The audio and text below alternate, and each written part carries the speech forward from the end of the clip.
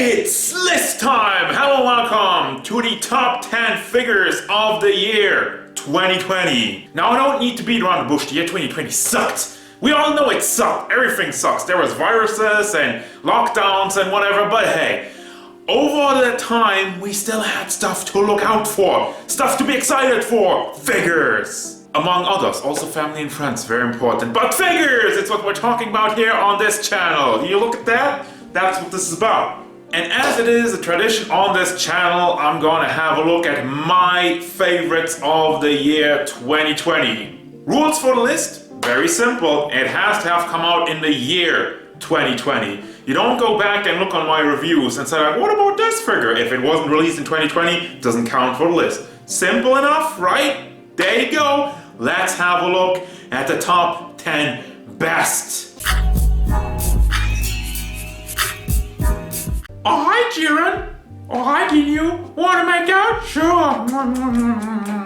For this spot, I got Jiren and I got Ginyu. Why do I got these two? Well, because they're both SH figures and I couldn't make up my mind. Jiren, on one hand, is like super articulated and can do all the wonky poses you know from the Ginyu Force.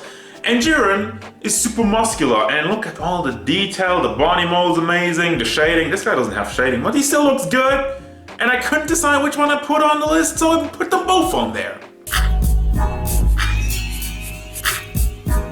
Deuce, he must have drank it. It's a super shredder! Ah, man, I already had the list done and everything, and then this guy shows up on my doorstep. Isn't that, like, beautiful? Crashing the list is the NECA Super Shredder, because he's big, he's beautiful, there's tons of detail, the mold is just insane. Look at these abs, you could grate cheese on that. It's wonderful, and just, how could I take that off? It's one of my favorite movies of all time as a TMNT fan, can't you tell? Gotta have this on here.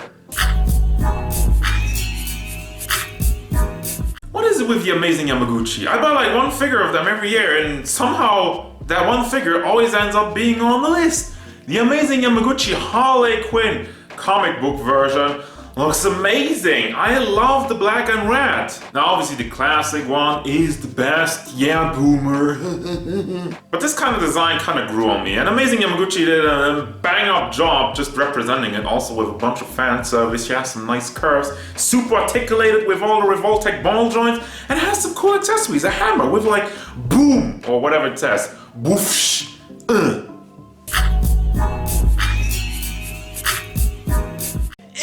Why does this guy hate on Akeshi? I love Akeshi. I don't like this guy. This guy's mean. If you're one of the children that hated me hating on Akeshi during my Figma Crow review, you can suck it. Because this is not trying to pander to those people. This is me saying, hey, I hate Akeshi, but the Figma Crow is one of the best figures of the year 2020.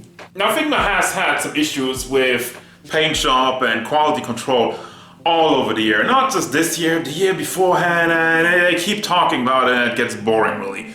But this guy came out really great. The paint job doesn't have any issues. I love the royal gold and red with some white in there. The articulation got bumped up just a little bit for the extra special occasion of your guy Crow over here. Even if I hate Akeshi, and I'll stick to that. This figure though is amazing, but Akeshi, no. I love McFarlane Toys! This is not an entry that you could consider as cheating because I put multiple things on one entry. Oh no! So this year was the year that McFarlane Toys started changing stuff around and I noticed. As such, I started to buy some of their releases like the Azrael from Curse of the White Knight, or this Red Hood figure, or this Curse of the White Knight Batman I haven't even reviewed yet, that's coming soon, and this Joker and a couple of other ones. And I just thought, damn! These figures are pretty good. And I feel like the most interesting part is, when it comes to McFarlane Toys, as Todd McFarlane said it himself, they focused on delivering big, nice, chunky figures with good articulation, a very nice paint job, but barely any accessories and whatnot. And you know what?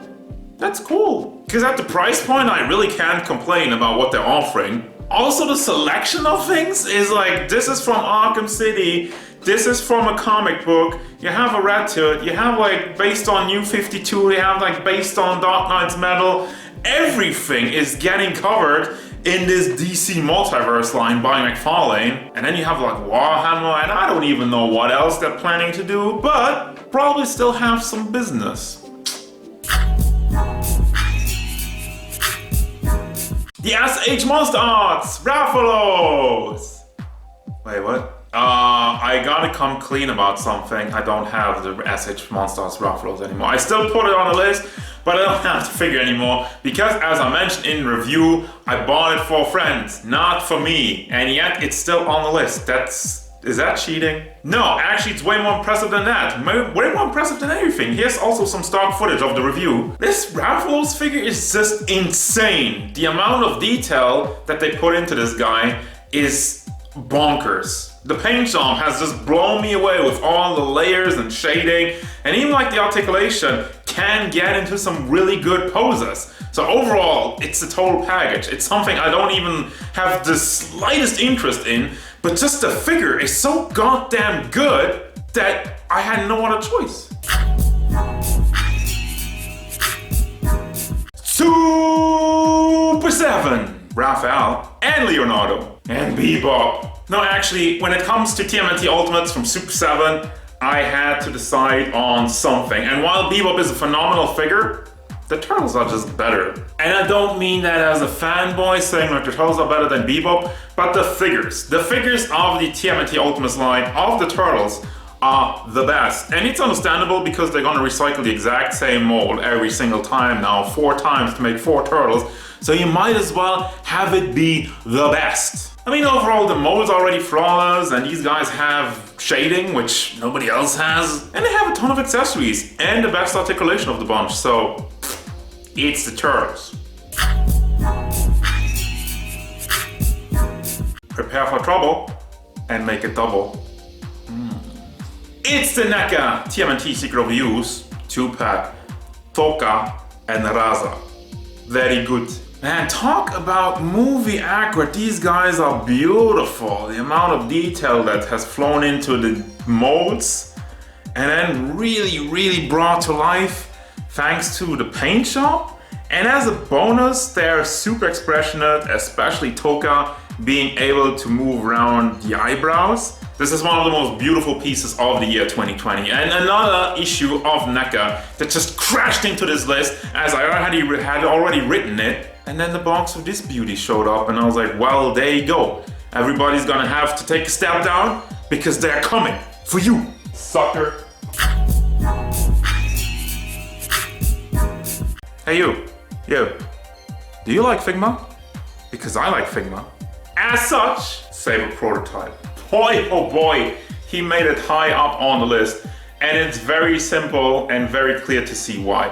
This is one of the most detailed Figma I've ever seen, and it's beautifully executed, beautifully engineered, but probably the main reason to me why this one is so high on my list is because I wasn't even gonna get this. A male saber? Pfui, disgusting.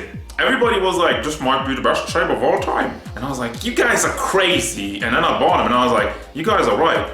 It might be the best saber of all time. But is it really the best saber of all time? No, it isn't.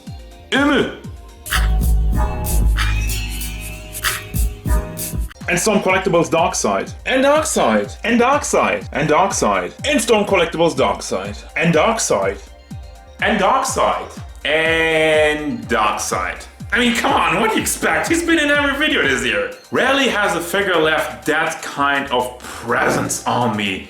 He's big. He's huge, he's muscly, he has all the wrinkles in his arms, he has the flaming ears, the laser ears, the Storm Collectible super nicely articulated body, even like a soft chest and whatnot, not to get into the way of all your masterful poses. And just like Saber Prototype, I wasn't even planning on getting this guy. Now I love Injustice, and Storm Collectibles has the Injustice line while they started it, but they haven't shown much except for some weird characters like Darkseid, Lobo and whatnot, so I wasn't sure if I should get into this line. And then I bought this guy, and then I got Doomsday. Also planning on getting Lobo and who's again? Bane? Bane. I was born in the darkness. You merely adopted it. But yeah, Darkseid's number 1.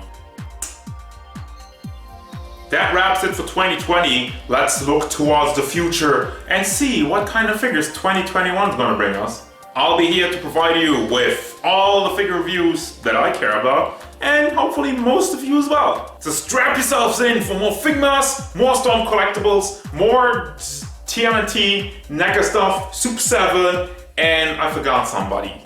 McFarlane. Well, that's gonna do it, guys. Thank you very much for watching. I went a little bit more bonkers this year. I went off script because I did write the script for the top 10s the last couple of years, but I wanted to do it more spontaneous, more free, more me. Let me know if you enjoy that, or if you just think like, what is wrong with this weird old man? What is he doing? Why is he yelling? As usual, stay tuned for more figure reviews, card game stuff, and whatever I want. Peace!